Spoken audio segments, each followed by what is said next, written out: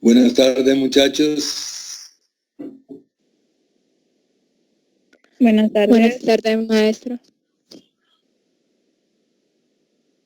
En un minuto vamos a entrar.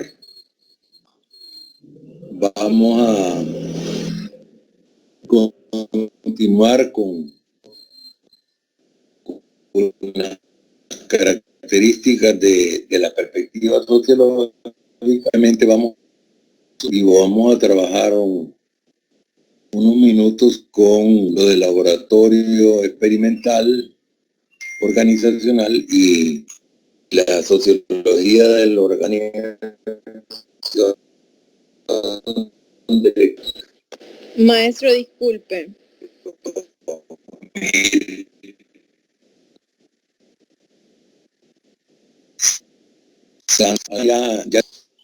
Ya dijo quién. Bueno, como les decía, vamos a continuar con las características de la perspectiva sociológica que comenzamos a ver en la semana anterior. Ya vimos la definición de sociología, de la perspectiva sociológica. Ya vimos que las características de la perspectiva sociológica, que yo tengo identificadas alrededor de 15, podemos clasificarla en dos tipos y cada uno con dos subtipos. Los tipos son según si son de carácter epistemológico o si son de carácter propiamente sociológico.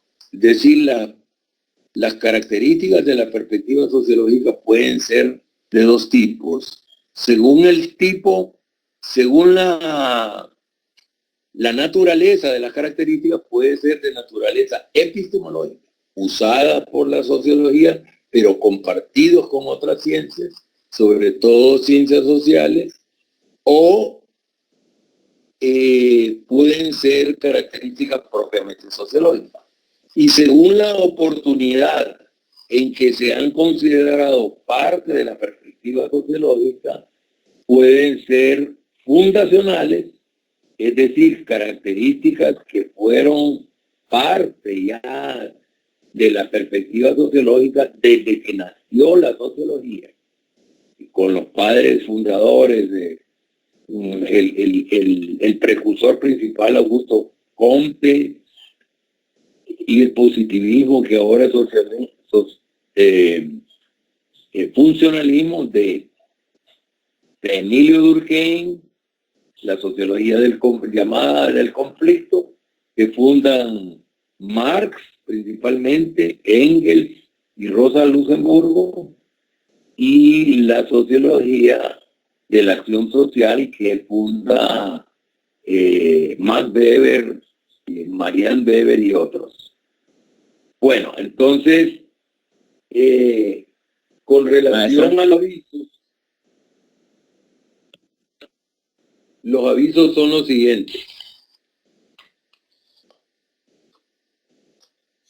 Las calificaciones del periodo las tenemos que subir los profesores los días 18, 19 y 20.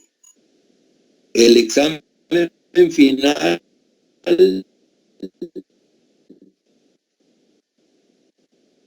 es decir, del próximo 7 en 8.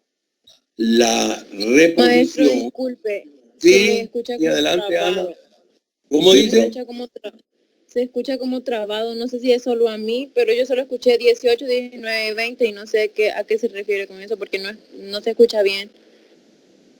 ¿Alguien más le pasa lo mismo? A mí igual, sí. maestro. Entonces le voy a pedir que silencien los micrófonos y solo los abran cuando vayan a hablar. Yo voy a cerrar la cámara mía también. Vamos a ver si mejora. ¿Mejoró? ¿Se escucha mejor? Sí. Bueno, les estaba diciendo que Antes de entrar a lo principal de esta clase, según el plan de clase, que es continuar con las características de la perspectiva sociológica, desde la sexta a la 14 o 15, porque ya vimos las 5 primeras, solo las vamos a enumerar. Vamos a trabajar un poquito con algunos avisos y con los avisos son sobre el periodo académico, cómo está la calendarización del periodo académico hasta concluir. Y vamos a trabajar también un poco con el laboratorio experimental u organizacional para la promoción de empresas estudiantiles de cogestión educativa.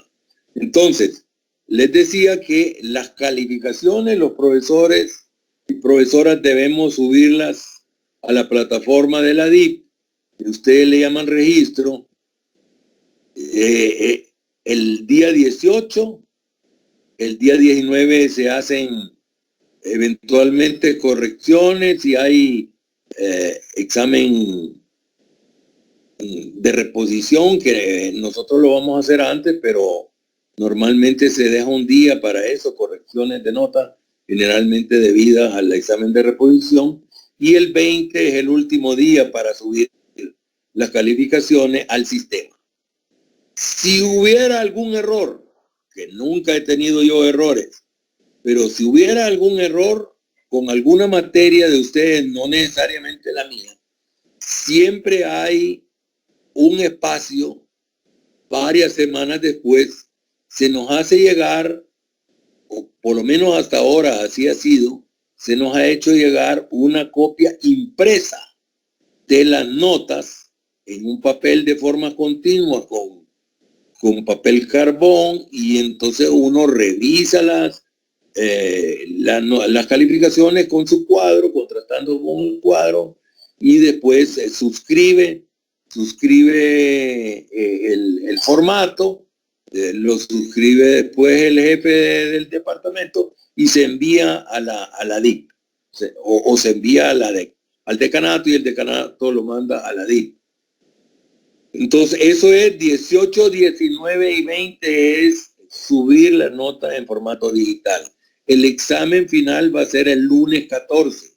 Es decir, de este próximo lunes, que es 7, si no me equivoco mal, hoy estamos a 30 de noviembre y ya mañana es 1 de diciembre. Entonces, el primer lunes de diciembre, el lunes 7, y el lunes siguiente, que es 14, hacemos el examen final. La reposición sería 2 días después, es decir, el miércoles 16 de diciembre. La entrega de tareas.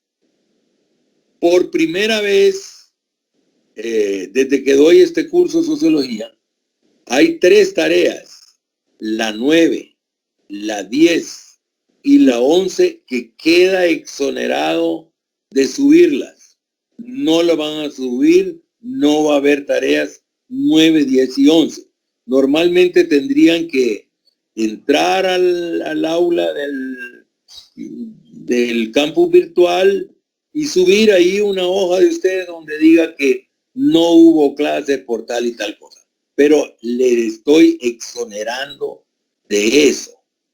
Las tareas que están pendientes, la 8, que se debió haber entregado el lunes morazánico, que la mayoría lo suspendió, o sea, de los trabajadores del Estado se suspendió por los huracanes que entraron en forma de tormenta. Esa tarea y la 12. Maestro, disculpe que lo interrumpa. Disculpe que sea malcriada. No. Usted puede solicitar la palabra. Yo le voy a decir si le doy la palabra o termino de hablar lo que estaba diciendo y después con seguridad le voy a dar la palabra. Puede hablar. Le agradezco. Es correcto. Le agradezco mucho por el espacio. Dice que la empresa estudiantil de cogestión educativa tuvimos una pequeña reunión y tenemos muchas propuestas. No sé si usted nos puede ayudar Claro con que eso. sí. Para eso se hizo esa empresa.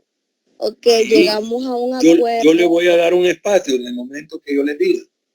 Ok, ¿Verdad? ok, gracias. Entonces, ¿cuántos minutos más o menos necesita, Evelyn? 2 minutos nada más, solo cierro con eso. Proponerle a usted que nos regale un poquito de tiempo más para las tareas, ya que hubieron personas que fueron afectadas por todo lo que pasó. Entonces, algunas personas no recopilaron datos de algunas tareas o de algunas semanas, en este caso la semana 8, y pues uno que otro no se pudo conectar la semana pasada. Entonces, lo que proponemos es que si nos regala un poquito más de tiempo para poder entregar las tareas. Entonces, no sé a usted qué le parece. De igual manera, si no, pues vamos a tratar de ver cómo conseguimos los datos. Bueno, mire, Evelyn, por nada, las tareas, por las razones estas que está indicando usted, que hay más dificultades para conectarse y todo eso, por primera vez yo le estoy exonerando las 9, las 10 y las 11, que normalmente tendrían que haber entrado al campus virtual, al aula nuestra, y subir ahí en el espacio correspondiente las 9, las 10 y 11, diciendo que no hubo clases por tal y tal razón. Eso queda exonerado. La tarea 8 y la 12 tocaría el día de hoy. La 8 ustedes ya la hicieron, porque la hicieron antes de que hubiera todas las dificultades que han habido. Y la 12 es de la semana anterior, que ha sido una semana de periodo de normalización. La 13 tocaría el 7. Ahora, si ustedes quieren, lo que podemos hacer es que la 8, la 12 y la 7, que como le digo, la 8 ustedes ya la hicieron. Nada que ver con los huracanes. La 12 es de la semana pasada. Asumamos que algunos han tenido dificultades para venir a clase la semana pasada, para trabajar, cualquier cosa. Entonces lo que podemos hacer, gracias a la solicitud de ustedes y las razones que estamos diciendo, que es junto con la número 13, las 3 tareas se entreguen el lunes 7. ¿Qué le parece, Evelyn? Bueno, le quiero dar la palabra al compañero Noé, que de rato está levantando la mano. No sé si quiere aportar algo. No, sí, lo que decía el maestro, va, que quizás la 8 fue antes de los problemas esos, pero sí. el problema, maestro, es que quizás muchos ya la habían hecho, pero como no se había habilitado el espacio, algunos perdieron. En mi caso fue así, yo perdí todo lo que había avanzado y tengo que volver a empezar. Bueno, ya voy avanzando. ¿Por qué lo perdió, Noé? Tuve problemas con mi computadora y tuve que salir un poco de la casa, ¿verdad? Porque vivimos cerca de un cerro y nos dio así como miedo. Ajá. Entonces tuve que evacuar, pero ya estoy estable otra vez, gracias a Dios. Pero creo que a muchos les pasó eso, que quizás habían avanzado en la tarea 8 y como no se había habilitado un espacio, entonces no la pudieron subir y algunos perdieron los documentos. Sí, yo voy a hablar con Enzo, voy a indagar, porque yo le he pedido que tenga habilitada la entrega de las tareas desde la noche del jueves y que se cierre el lunes a las 23:55. Lo voy a hablar con él. Pero yo lo que le puedo conceder para que no se nos amantone todo, ¿verdad? Y poder tener las notas a tiempo, entonces que se suban todas las tareas, que serían la 8, la 12 y la 13, y ahí con eso cerraríamos, no habrían más tareas semanales, que se entreguen el lunes 7. Y como les dije antes, las tareas 9, 10 y 11 ya no tienen que hacerla ni subirla. Que hacerla solo era escribir que no había clase y la razón por la que no había clase. Pero tenían que subirla en el lugar correspondiente. Ahora, tienen que tener el cuidado de que esta tarea, la 8, la 12 y la 13, la suban donde corresponda uno por uno. No porque son 3 tareas que la tienen ahora el mismo plazo, dada la solicitud de la empresa, que se creó precisamente para que puedan gestionar colectivamente con el maestro y para que puedan hacer actividades propias para mejorar el rendimiento, programar repasos, programar estudios. Entonces, quedan para el lunes 7, como les acabo de decir, pero cada uno en su lugar correspondiente.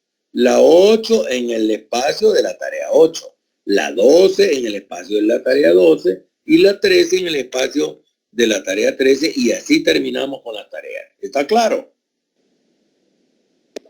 Listo, maestro. Muchísimas gracias. Okay, solamente quería preguntar, esta semana es la semana 13. Esta que empezamos hoy. Déjeme ver. Sí, porque creo que si sigue la otra semana sería la 14. Sí, esta es la semana 13. Esta es la semana 13. Ok. Sí, pero nosotros seguimos en la 14, pero ya no va a ser materia nueva, sino que repaso. Listo, está bien. También una consulta más. ¿Va a hacer examen en mano? La vamos a dejar a repaso, incluyendo por lo menos un día con el repaso que yo le llamo examen en mano. Para asegurarme que lo hago, para asegurarme que todo lo que va en el examen ya lo vimos, ¿verdad? Por eso lo hago así, el repaso en mano. ¿Estamos? Maestra, una consulta. A ver. En mi caso, Nelson, yo ya ¿verdad? tenía... Sí. Sí, Nelson. En mi caso, yo ya tenía hecha la tarea semanal 8 y ya la subí. Correcto. ¿Cómo? ¿Ahí la dejo o la elimino? Como usted dice que es. Ahí la deja.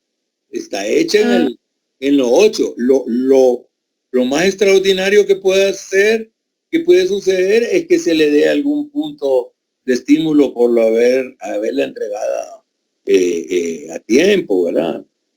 Pero no tiene que ser nada más. Si ya la subió, el sistema registró el día y la fecha que la subió, no tiene que hacer nada más.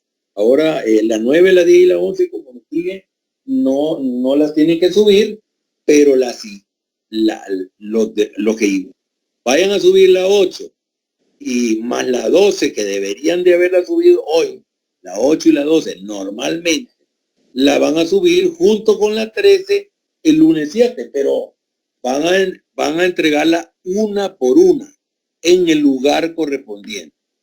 ¿Está claro? Sí, maestro, gracias. Ok. Bueno, si no hay ninguna otra pregunta sobre los avisos, paso a la parte de el laboratorio experimental organizacional y los apuntes de sociología de la organización de Clomil Santos de Moraes. Eso yo le voy a hacer llegar un material que va a ser parte de las lecturas del curso, que ya lo tengo, pero me falta darle una revisión final. Ahí Clomil Santos de Moraes trabaja el tema de sociología de la organización y divide en los siguientes capítulos. Un capítulo dirige a los orígenes de la organización del trabajo, un segundo capítulo lo que él llama comportamiento ideológico de estrato emergente, que Neuper y yo llamamos comportamiento social organizativo, y así lo hemos visto en clase,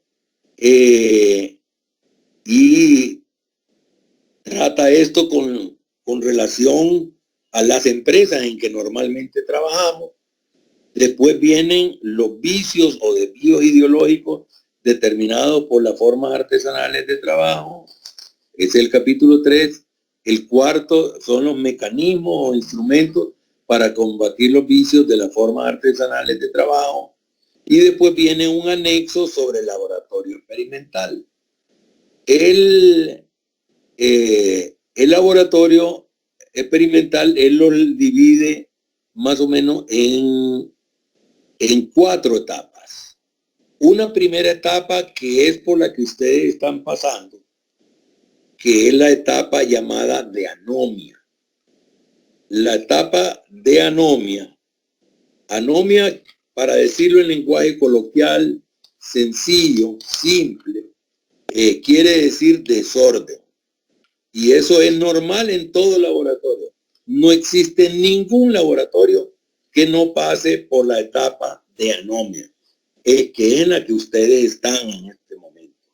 Después va a venir una etapa que ustedes normalmente los que participan en laboratorio no se dan cuenta, pero él distingue metodológicamente una etapa de síncresis, una etapa después vienen las otras 2 etapas de las que las voy a hablar en otro momento. Síncresis es la etapa en que los miembros de la empresa se ocupan de hacer un análisis organizativo y para tratar de superar la etapa de anomia. Voy a leerles algo de lo que dice Moraes en la etapa de anomia. Las etapas, después de anomia hay 3 etapas, les digo. La síncresis, la de análisis y la de síntesis. La etapa de anomia, que es la que ustedes están viviendo en este momento, es una etapa caracterizada por que hay un aparente o una imagen para ustedes mismos y para quienes les miren como de desorden. Hay personas que hablan en contra del laboratorista, que se llama, que es el director del laboratorio, en este caso del profesor de la clase. Es normal eso, ¿verdad?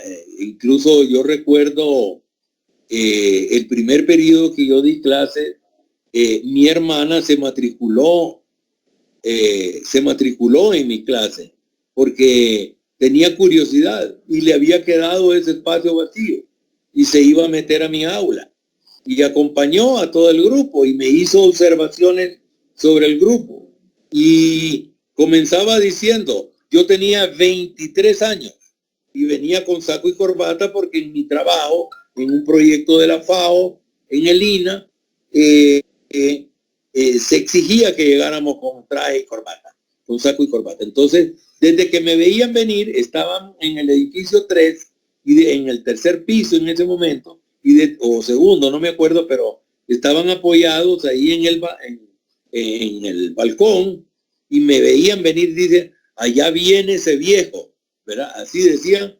y mi hermana se moría de la risa de las cosas que decían. Habían de todo tipo, ¿verdad? Entonces, es normal esto en el periodo de anómico o de desorden, e incluso no sería extraño que algunos traten de formar grupos, de hablar en contra de los objetivos del laboratorio. A ver qué es lo que dice Moraes aquí. Moraes, anomia.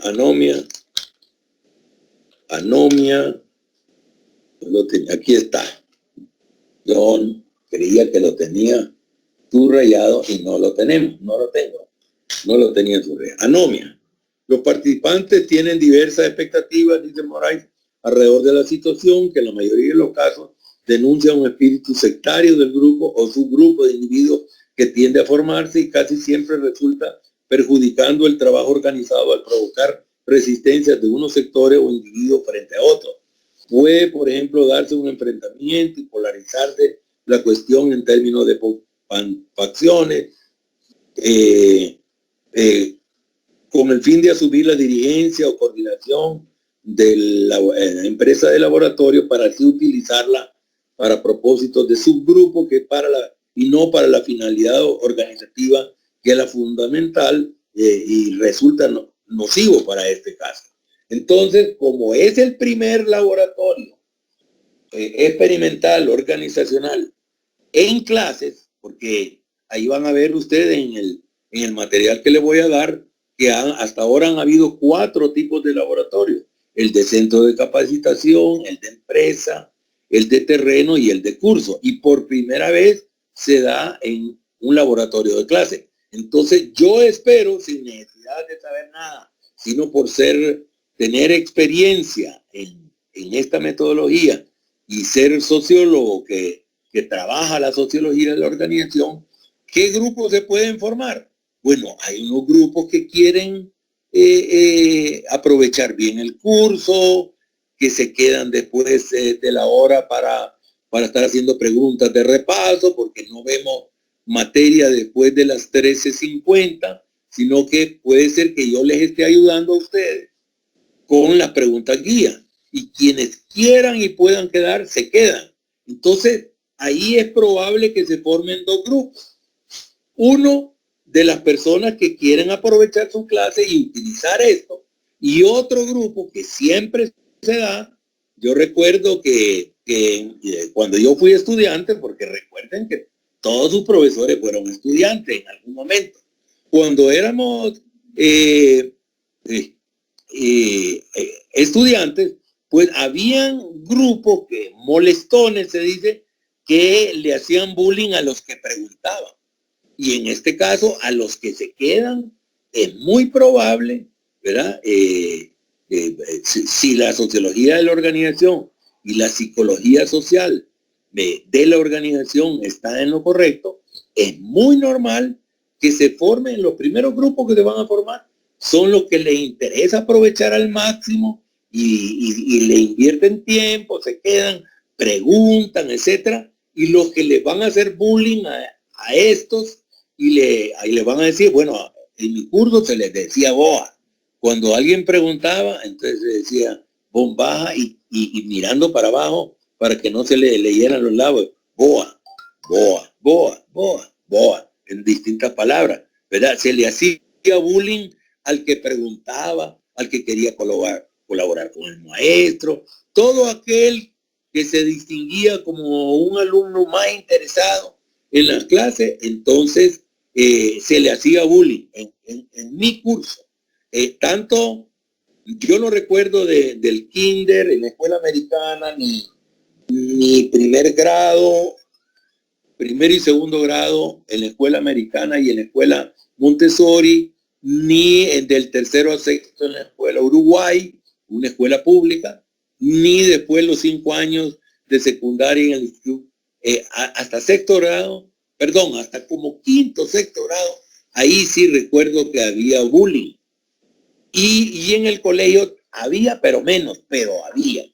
Entonces es probable, y como parte de la teoría de la organización y de las clases de teoría de la organización, yo les prevengo a ustedes de que en esta etapa de anomia es posible que se dé. ¿Y por qué se da? Porque las personas con comportamiento social organizativo artesanal aldeano tienen, aunque no sean completamente tales, tienden a tener lo que Moral llama enemigos internos de la empresa, que son los vicios organizativos. Esos vicios organizativos los podemos tener cada uno de nosotros. Pueden tenerlos todos los miembros que están ahí, pueden tener otros vicios no, algunos tenerlos todos los vicios que vamos a ver, ¿verdad? Que son los vicios derivados del comportamiento social organizativo artesanal aldeano y que vamos a ver. Entonces, no se preocupen, eso es parte del mismo laboratorio organizacional. No sé, es primera vez, como les digo, que se da estos laboratorios de esta manera y es probable, podría ser que no se dé, lo consideraría extraño y más bien creería que sí se está dando y se va a seguir dando hasta que ustedes mismos encuentren los mecanismos y con ayuda de la teoría de la organización si la ponen en práctica, puedan superar esos vicios organizativos y entonces se cree un ambiente de unidad, de disciplina, porque a todos nos conviene, a ustedes y a mí, en cierta forma más a ustedes que a mí, ¿verdad? Pero yo siento como que igual que a ustedes, a mí me interesa que ustedes aprovechen el curso y que esto se exprese en altos rendimientos, ojalá de excelencia académica en las evaluaciones. Entonces, dicho esto, pasamos entonces a las características de la perspectiva sociológica. Nosotros ya habíamos visto las primeras 5 características. La primera característica, dicha así rápidamente, que es de carácter epistemológico. Dijimos que las 7 primeras características son de carácter epistemológico y las siguientes son propiamente de carácter sociológico. Entonces, las primeras características que ya habíamos visto era que la apariencia no necesariamente es igual a la realidad. ¿Qué error pueden cometer aquí? Que a veces hay algunos estudiantes que ponen palabras que yo no he dicho y dicen que yo dije que la apariencia no es igual a la realidad. Yo no he dicho eso y no lo digo eso. Yo digo que la apariencia no necesariamente es igual a la realidad.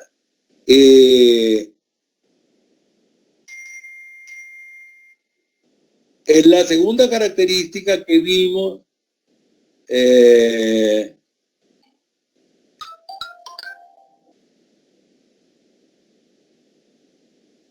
es tomar distancia analítica. ¿Cómo dice? Adelante. La segunda característica es que la perspectiva sociológica nos hace tomar distancia analítica. Esta es una característica desde el inicio de los padres fundadores.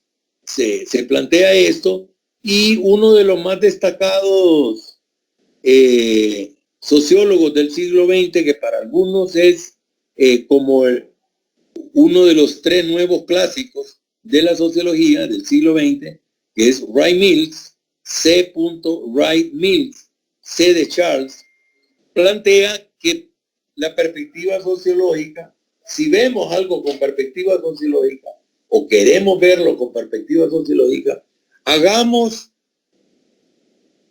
lo necesario para ver lo ordinario, lo cotidiano, como que si fuera extraordinario.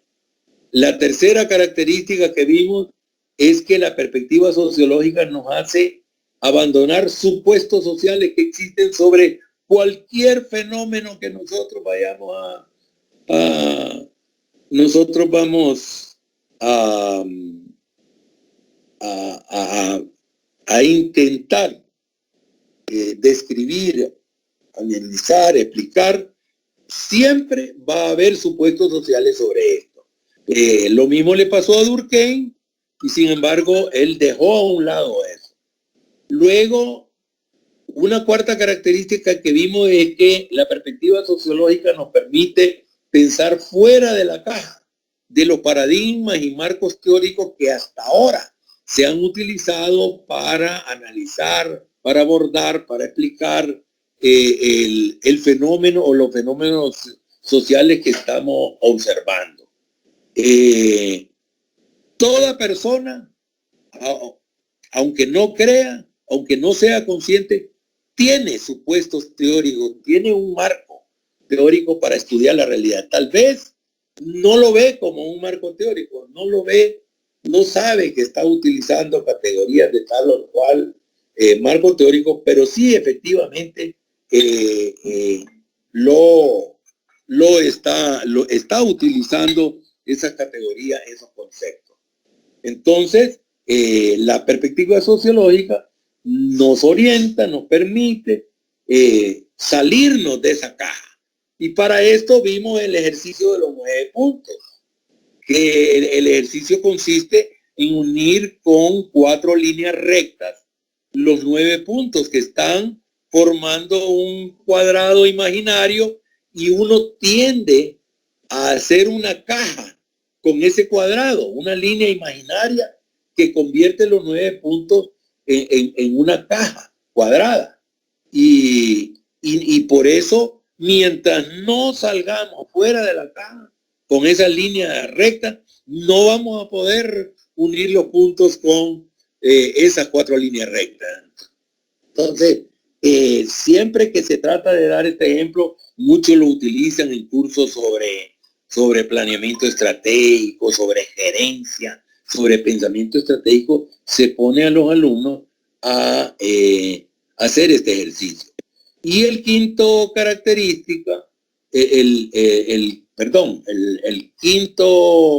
la quinta característica de la perspectiva sociológica es la que nos ha aportado Dorothy Edith Smith, que dice que la realidad puede ser vista desde distintos puntos de vista según las categorías sociales a las que pertenecemos. Todos los seres humanos pertenecemos a varias características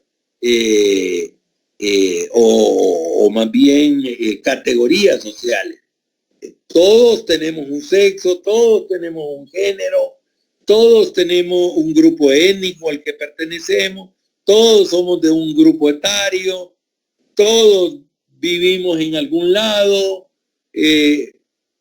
todos somos de una nacionalidad, etcétera, etcétera. Pertenecemos a un montón de categorías sociales. Entonces, nos dice Dorothy Edith Smith, que es inevitable tender a ver desde distintos puntos de vista la realidad. Por ejemplo, la realidad de la interacción social es vista de una manera por los hombres, y sobre todo si son machistas, y las mujeres que ya tienen mayor conciencia de género tienden a ver de otra manera.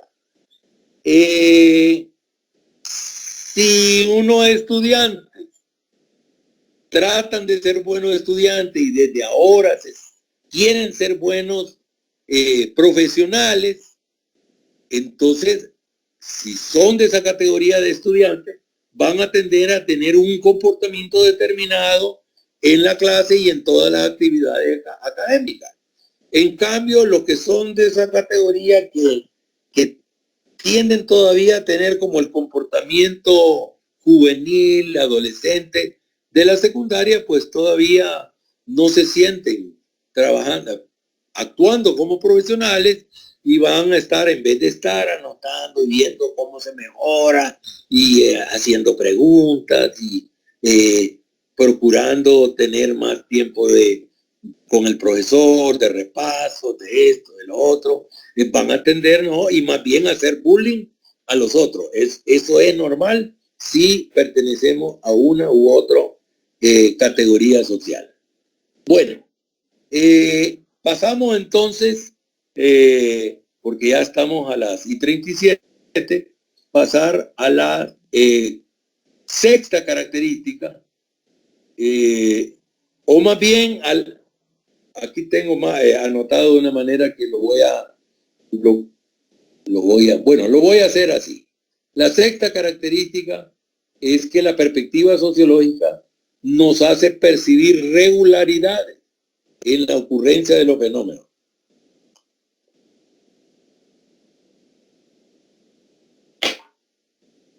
Y es uno de lo que queremos hacer cada vez que analizamos una realidad, un fenómeno social, percibir qué regularidades cada vez que se dé esto, como esto que les digo.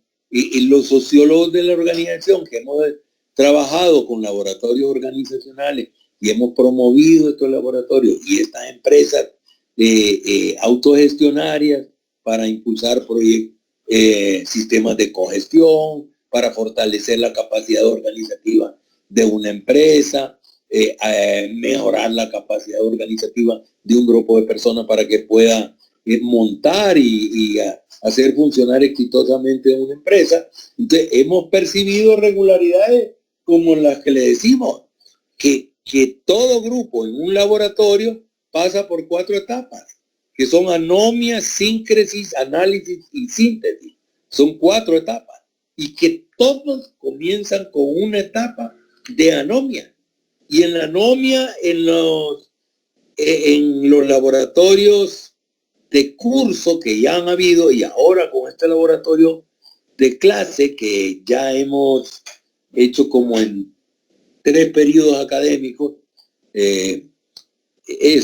se da la manera de hacer la anomia, que en otros laboratorios son diferentes. Cuando hay obreros, cuando hay campesinos, la anomia se expresa de otra manera, pero nosotros hemos captado regularidades en que la anomia se da alrededor de criticar a los que preguntan, criticar a los que quieren quedarse más tiempo. No sé si se ha ocurrido en este caso y en la otra sección, pero sería normal porque los enemigos internos, que son estos vicios organizativos, que los podemos tener todos y todas, intentan meter este tipo de bullying, que lo vamos a ver cuando veamos lo que Morais llama los vicios organizativos. Maestro. Sí, adelante. Sí, avancemos. Ahora, me dijo que le avisara de las preguntas aquí ya. Sí. Sí. Solo voy a enumerar las características que faltan y de ahí nos metemos a la pregunta guía. La 7ª característica es que la realidad es una sola totalidad y la perspectiva sociológica nos hace tomar conciencia de que la realidad es una sola totalidad y que debemos ver todas las partes que observemos y analizamos como parte de ese todo. Y con eso terminamos las 7 características de carácter más epistemológico y pasamos a las características más propiamente sociológicas. Yo sugiero que cuando las enumeremos, siempre la número 1 pongamos la de número 1 y la número 7 pongamos la de número 7, entre la 2 y la 6, no importa el orden. ¿Por qué la 7?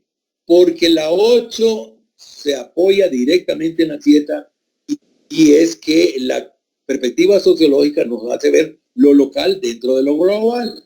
Y eso tiene relación con lo que acabamos de decir, ¿verdad? De que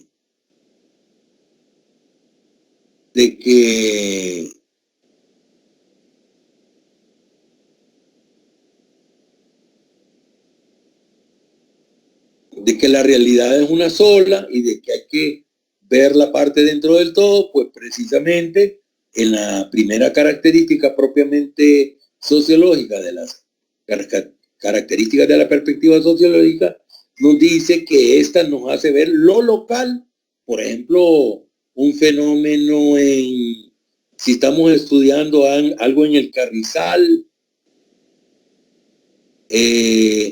entonces lo vamos a estudiar en el contexto de Tegucigalpa, de Honduras y del planeta.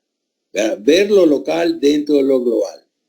Luego la 9 es que la perspectiva sociológica nos hace ver lo presente en el contexto de sus antecedentes históricos. Las 2 palabras claves acá son presente y antecedentes históricos. La perspectiva sociológica nos hace ver los fenómenos presentes en el contexto de sus antecedentes históricos. La 10ª es que la perspectiva sociológica nos hace comparar los fenómenos sociales que estamos observando con los fenómenos sociales similares de otros contextos sociales. Si queremos ver, estamos analizando el comportamiento de los adolescentes en Tegucigalpa, sería interesante ver cómo se comportan los adolescentes de Nueva York o de San Pedro Sula o de Costa Rica, y van a salir cosas muy interesantes. La característica 11 es que la perspectiva sociológica nos hace ver lo individual en su contexto social. Y la 12 es que la perspectiva sociológica nos hace ver lo general en lo particular. Por ejemplo, yo estoy viendo a Jaciel o a Juan Gómez Cerrato, pero yo los veo a ellos y veo también las categorías sociales, a qué pertenece, etcétera, cuando si yo voy a analizarlo a él en el contexto de esta organización. Característica 13. La perspectiva sociológica nos hace observar, cuando observamos un fenómeno social, observar a sí mismo particularmente el lenguaje en todas sus formas, incluyendo lo simbólico, lo lúdico, lo humorístico, que se usa dentro del fenómeno o con el que se alude o se refiere a los fenómenos que estamos observando. Yo siempre me acuerdo desde que fue el mundial pasado y que estoy sirviendo este curso, que me llegó un meme que hizo algún mexicano después de que México descalificó, creo, derrotando a Alemania. Entonces ponían a un chihuahuita intentando subirse sobre una perra pastora alemana, una pastora alemán, tratando, diría un poeta, de hacer el amor con este pastor alemán, y se miraba, era algo risible porque no lograba encaramarse en esto. O creo que sí parece que están unidos los dos, y entonces eso es un meme, es un lenguaje lúdico, humorístico. ¿Y qué es lo que está detrás de esto? Bueno, que para quien está haciendo esto, ese meme, el acto sexual es un acto de dominación. Dominamos a los alemanes, entonces lo represento como un chihuahua, que es la raza canina particular de México,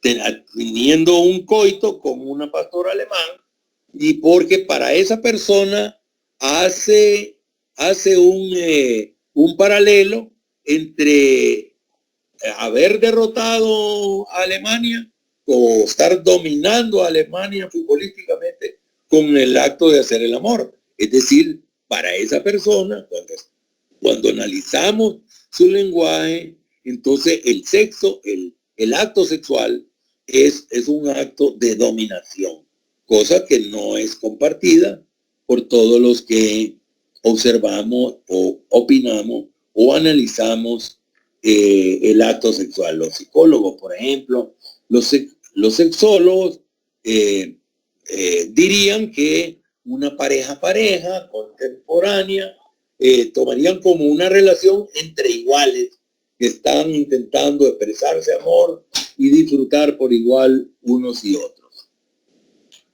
La característica 14 sería que la realidad es una construcción social y en su reproducción juega un papel la socialización y otros mecanismos. Y con eso damos por cerrado la enumeración de estas características, y que vamos a ver con más detenimiento a partir de la próxima clase. Pasamos entonces a lo que nos decía Jaciel, que son las preguntas guía. Sí, Jaciel.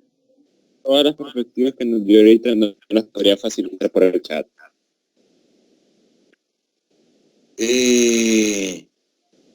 Sí, puede ser, pero un resumen, ¿verdad? Un resumen. Probablemente en la guía temática que les voy a poner, se las voy a enumerar brevemente. Okay. Gracias. Ok, bueno. Entonces,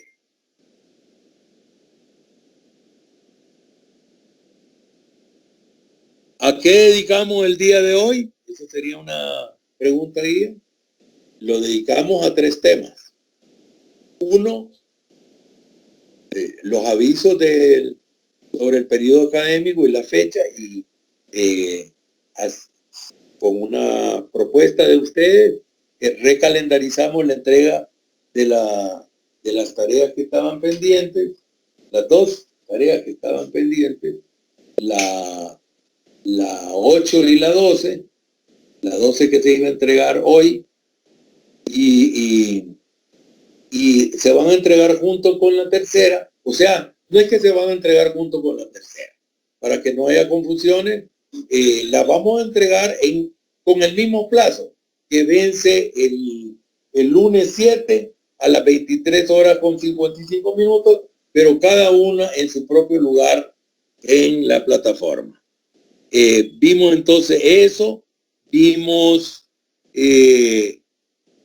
un primer avance sobre teoría de la organización, expusimos cuáles son los capítulos, los grandes temas que plantea Moraes, ¿verdad? Los 4 grandes temas que trata en otros tantos capítulos y sí, 4, perdón, y un anexo que es sobre el laboratorio. Les adelanté que en el primer tema o primer capítulo, el propósito de él es explicar por qué la humanidad tiene la necesidad de organizarse cada vez mejor. Y es porque mientras mejor organizado, menor tiempo de trabajo va a dedicar a la producción de bienes y servicios, y por lo tanto los costos van a ser menores, y por tanto es muy probable que la oportunidad de tener mayor ganancia va a ser mayor. Entonces, a eso se refiere el primer capítulo. Y les adelanté sobre el laboratorio, que pasa por 4 etapas. La etapa de anomia, que no se repite, y diversos ciclos de síncresis, análisis y síntesis, que puede haber más de uno en el transcurso del laboratorio. Varios procesos de síncresis, análisis y síntesis, varios. Y solo un periodo de anomia que se da en la primera etapa de todo laboratorio.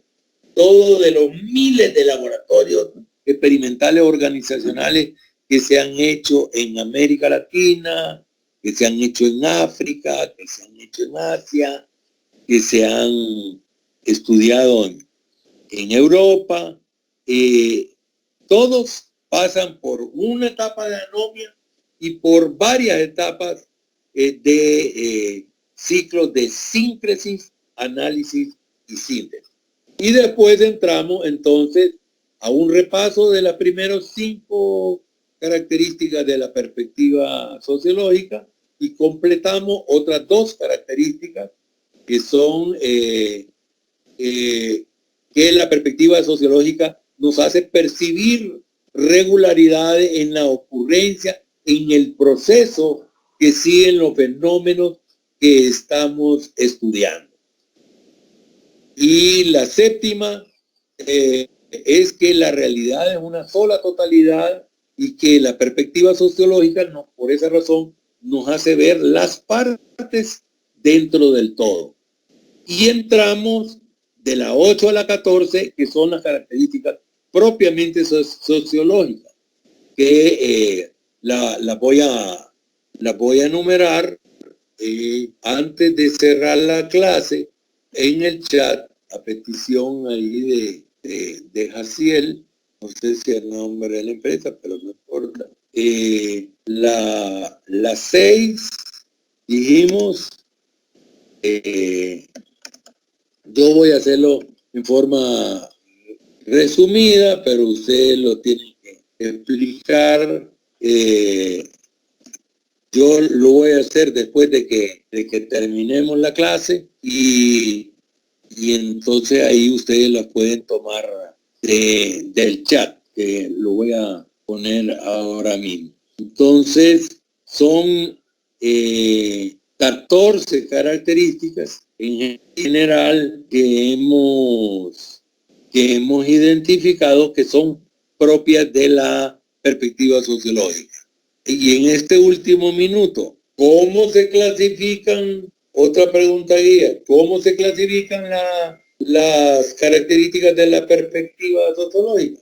Bueno, se caracterizan según dos criterios. Según la naturaleza, son de dos tipos. La de tipo epistemológico y la de tipo propiamente sociológica. Y según la oportunidad o momento en que se incorporan a la perspectiva de los y las sociólogos, entonces tenemos dos tipos. Las características que son de la perspectiva, que son fundacionales, y las características que son posteriores al periodo de fundación y que otros sociólogos la han ido agregando, como por ejemplo les planteé que Wright Mills hizo un aporte, Dorothy Edith Smith hizo otro aporte, Marx junto con Dorothy y los antropólogos hicieron un aporte, y así sucesivamente. Entonces, damos por cerrada la clase de hoy porque ya tenemos el tiempo, y procedo en este momento a escribir un resumen de cada una de las características que vimos el día de hoy. Gracias, maestro. Nos vemos. Pues nada, nos vemos.